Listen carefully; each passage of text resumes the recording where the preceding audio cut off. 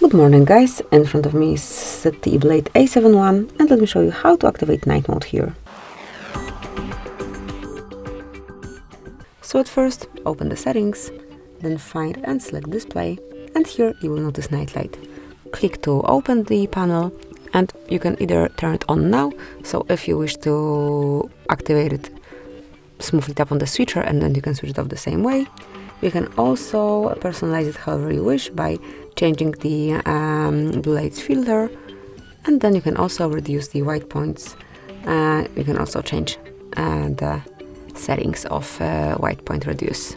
Then you can also activate automatic night light, so just tap here to manage it.